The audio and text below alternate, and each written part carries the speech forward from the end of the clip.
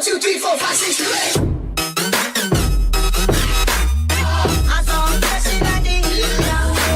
Hey guys, and welcome to 808 Coaster Life. Today I'll be answering you guys' questions that you submitted to me in my last video. If you're new to this channel and roller coasters are what you're into, then please consider subscribing for content all about roller coasters. This setup may be different because I'm not in my room, I'm in my cousin's room, and I don't have access to all of the studio stuff that I have at my house. So hopefully the video and audio quality are good enough for you guys. I'll start with people who asked one question, and then I'll get to people who asked multiple questions. This is so that if someone asked one question, which is similar to another person who answered multiple questions, both of them get a mention in the video. Without further ado, let's get into it. Coaster Fusion asked, if Hawaii had a theme park, would you want it to be a Six Flags, Cedar Fair, or SeaWorld park?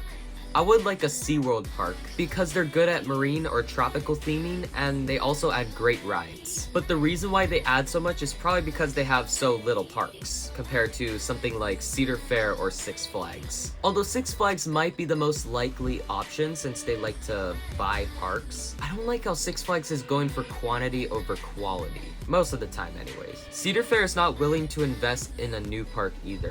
Thrashika asked, what looks to be the best European coaster to you?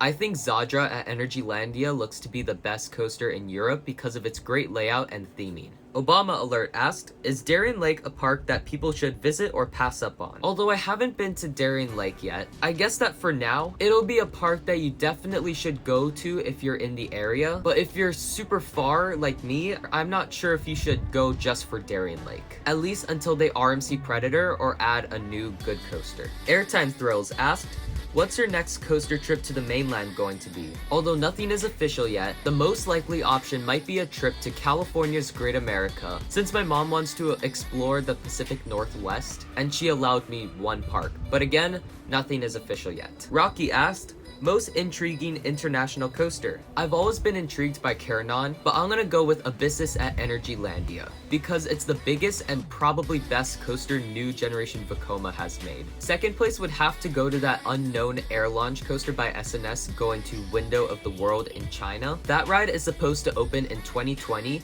and feature 10 elements including inversions. Quote by RCDB. Keranon Fanboy asked, what's your number one bucket list ride? That will have to go to Steel Vengeance at Cedar Point because it's an RMC at one of my bucket list parks. Now we're getting into people who asked multiple questions. Phantom Coasters asked, what are your top bucket list parks and coasters? I'll give you my top 3. For coasters, number 3, Formula Rosa, number 2, Dodonpa, number 1, Steel Vengeance. For parks, number 3, Hershey Park, number 2, Six Flags Magic Mountain, number 1, Cedar Point. Number 2, what park and coaster look to have the best theming? Probably Phantasialand for parks and Terran for coasters. Number 3, do you think it would be profitable for a park to open in Hawaii? I feel like it would attract a great number of crowds in its first year of operation, since it's attracting a whole state. Just Oahu's population is over 1.4 million people. I feel like the park wouldn't be very attractive for tourists, but more for local people like me. Beyond the Thrills asked, what do you think the best coaster in Pennsylvania looks to be? My pick would have to be Skyrush at Hershey Park because of its crazy airtime. Number 2, what are your hobbies outside of theme parks and coasters? I like filming and editing certain types of videos, especially vlogs are super fun to edit. I also like to watch YouTube, play a little Geometry Dash, but my hobbies always change.